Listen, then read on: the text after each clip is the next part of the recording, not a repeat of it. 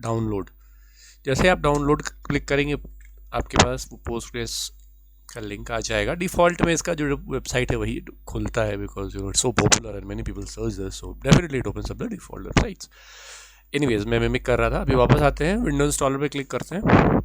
क्योंकि हमें window install करना है, विंडो के अंदर इंस्टॉल करना है, तो विंडो इंस्टॉलर ही चूज़ करेंगे।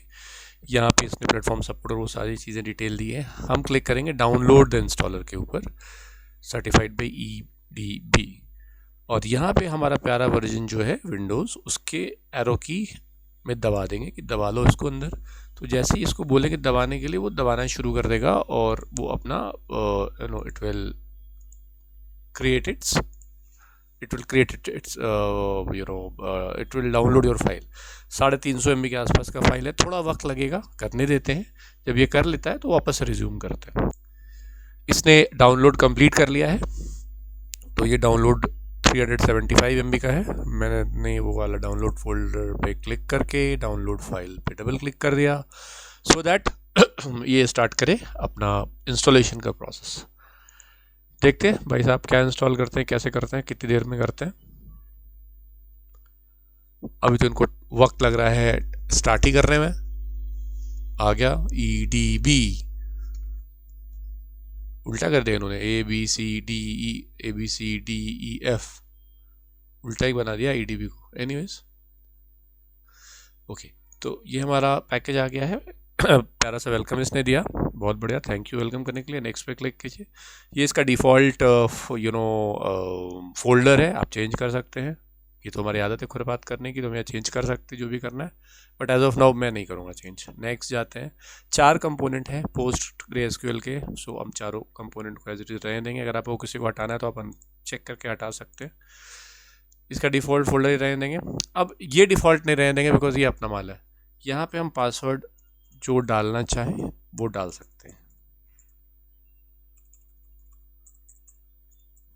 ठीक है जी, इसको चेंज कर दीजिएगा, डिफ़ॉल्ट नहीं रहने दीजिएगा, और इसको याद रखिएगा बिकॉज ये आगे काम आएगा बहुत ही ज़्यादा। बिना पासवर्ड के तो चाबी नहीं खुलती है, ताला नहीं खुलता है मतलब। पोर्ट फिर चेंज करने की ज़रूरत नहीं है, पोर्ट एज इट इज़ रहने दीजिए। लोकेल में हम यहाँ पे whatever locale we want we can give our locale. हमारे केस में हम इंडिया में रहते हैं तो इंडिया दे देते हैं। ओके, सो यहाँ पे लोकेल पे या तो आप अपना लोकेल चूज़ कर लीजिए, या फिर आप डिफ़ॉल्ट भी छोड़ सकते हैं, बाद में भी इसको चेंज किया जा सकता है, नॉट अ बिग डील। तो फिलहाल हम डिफ़ॉल्ट ही कर देते हैं बिकॉज अननेसेसरी कन्फ्यूजन ना क्रिएट हो। नेक्स्ट में गए, ये इसके सारे इंस्टॉलेशन डायरेक्टरी है, साथ जो पोर्ट है 5432। बाकी जो चीज़ हमने चूज़ किया था इसने दिखा दिया कि these are the things which we are going to do and these are the folders we are using, these are the port we are using. मैंने बोला बहुत बढ़िया, गो अहेड। नेक्स्ट क्लिक कर दिया, setup is ready to install. चल पड़ो फटाफट से बोल दिया इसको।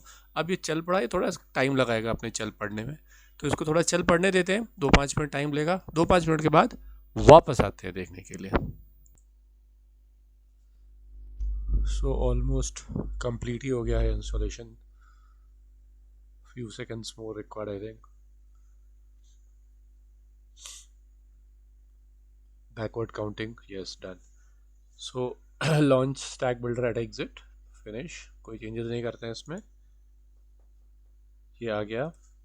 यहाँ पे हम चूज़ कर लेंगे कि हमें PostgreSQL शुरू करना है। Okay, so this basically stack builder is an additional software. आप चाहे तो इसको इंस्टॉल कर सकते हैं यहाँ पे PostgreSQL क्लिक करके next, but as of now मुझे ज़रूरत नहीं है, तो मैं फ़िलहाल मना कर देता हूँ। Okay, I don't want to as stack builder right now, बाद में जब ज़रूरत पड़ेगी तो हम कर लेंगे।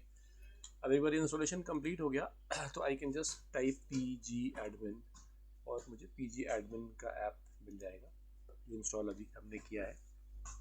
और एक बार हो गया इंस्टॉलेशन कंप्लीट, तो it will ask you for the password. The management visualize console tool और VGA टूल, इसको हम ग्राफिकल यूज़र टूल बोल सकते हैं, GUI, graphical user interface in fact. Wait for a pgadmin to start. We are waiting for it to start.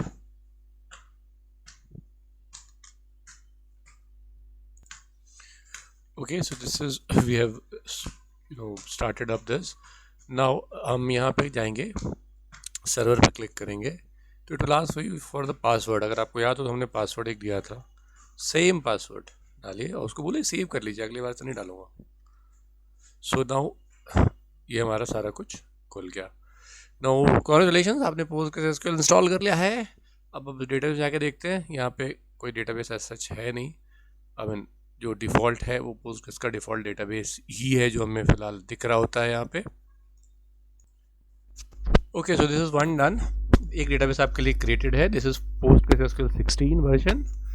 अगर आपने एक से ज़्यादा डेटाबेस क्रिएट करना है तो राइट क्लिक करें डेटाबेस पे एंड बोलो क्रिएट डेटाबेस। तो ये एक नया डेटाबेस का नाम आपसे पूछेगा और आपने जो भी डेटाबेस का नाम देना है वो आप नाम दे दें, test1 test2 whatever may be. और अगर आप इसका SQL वर्जन देखना चाहते हैं तो SQL में क्लिक करेंगे, ये आप पर SQL वर्जन भी दिखा देगा कि इसका SQL कैसे क्रिएट कर रहे हैं। आप यहाँ पे भी डायरेक्टली टाइप करके सेव कर सकते हैं whatever you want। ठीक है, तो दिस इज़ बाकी किसी चीज़ से छेड़खानी नहीं करेंगे। तो मान लो हमने test21 डाला और सेव कर दिया। सो एक नया डेटाबेस बन गया test21 के नाम से। अब test21 के नाम से बन गया, इसके अंदर हम जाके we can create other things which whatever you required. हमारे पास डेटाबेस में एक पुराना डेटाबेस है, एक नया डेटाबेस है जो PostgreSQL के नाम से ऑलरेडी है। Fair enough. Okay, once this is created, database हमने क्रिएट कर लिया। अगर हमें टेबल क्रिएट करना है तो हम उसके ऊपर राइट क्लिक करेंगे और जाएंगे स्क्रिप्ट के ऊपर, क्रिएट स्क्रिप्ट। ये हमारा हमने इसने बना के दे दिया जो हमने डेटाबेस बनाया, तो सारा डिटेल हम यहाँ पे लिख लेना है हमें टेबल बनाने का जो कमांड हम देना चाहते हैं। And then we have to select this, और सेलेक्ट करके we have to run it. See query return successful in 120 seconds. तो अब हमारे टेक्स्ट के अंदर वो एक टेबल उसने क्रिएट कर दिया होगा, क्रिएट टेबल। डन।